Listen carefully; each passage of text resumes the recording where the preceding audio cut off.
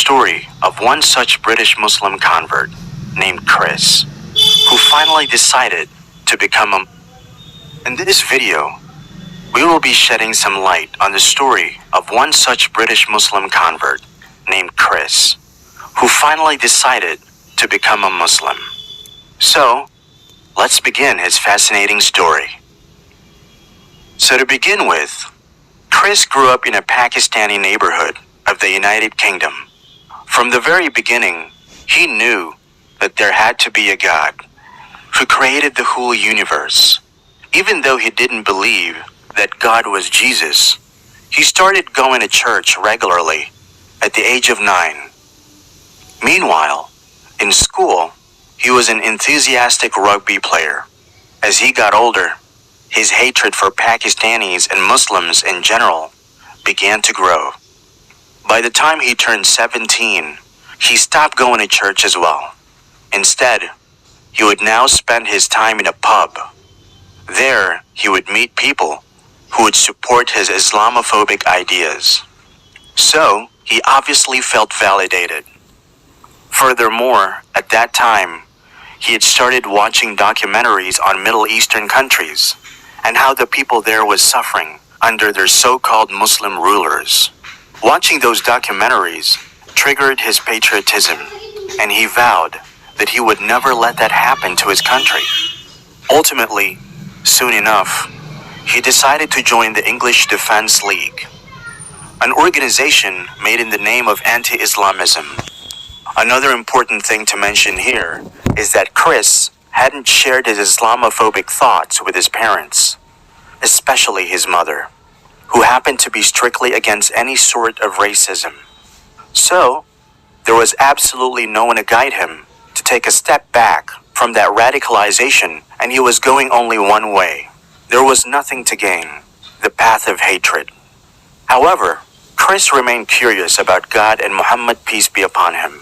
So, he kept asking people that he would meet about them, but they kept dishing him off. Unfortunately, he didn't ask those questions to Muslims, as he didn't trust them enough. Ultimately, after 4 years, Chris felt like he had no purpose in life, and he quit the English Defense League. It was during his time in the English Defense League that he made his 2 friends, whom he later found out to be Muslims. They were actually pretty nice people, and Chris found it hard to believe that they were Muslims. Moving on, after leaving the English Defense League, Chris found himself in a bad phase as he got into drug dealing. The only good thing that came out of that part of Chris's life was he made an acquaintance with a Pakistani taxi driver whom he would use to call for all his movements in and around the city.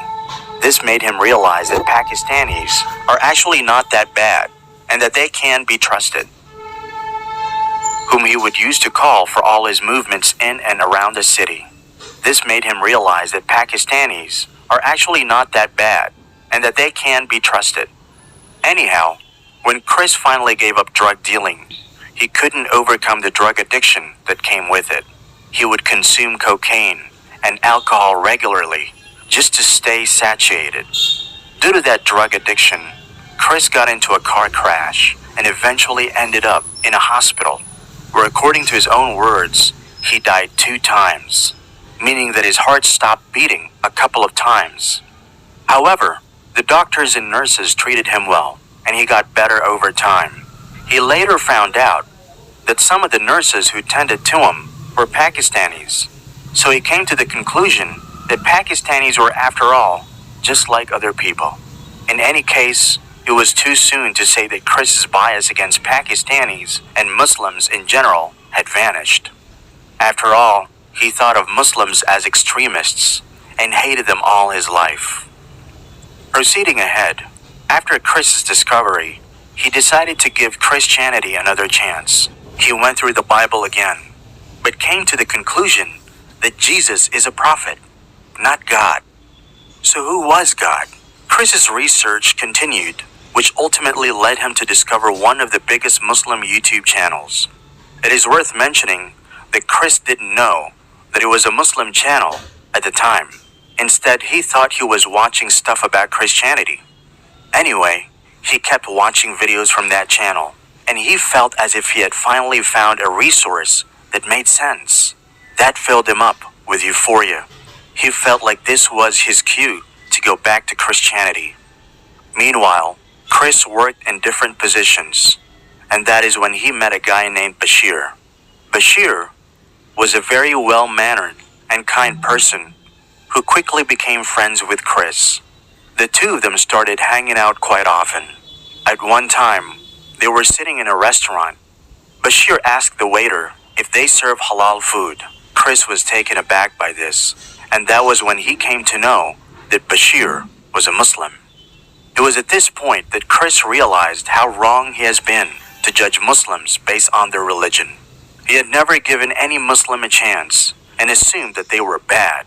Soon after that, Chris found out that the YouTube channel that he was watching for 2 months now was actually about Islam, not Christianity.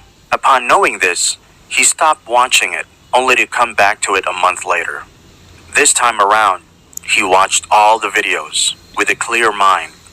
He got to know about Allah, the Prophet Muhammad, peace be upon him, Prophet Jesus, and everything else. He tried to refute the Islamic ideas, but they resonated with the logic. Chris was also particularly impressed after reading about the character of the Holy Prophet, peace be upon him. Everything about Islam made sense, and that was when Chris knew that he didn't want to waste his life going to a pub and drinking, but instead join the fold of Islam. Moving on, Chris told Bashir about his intention to become a Muslim. Consequently, Chris went to the Imam in a mosque and said his Shahada in 2016. Chris' Shahada was filmed live.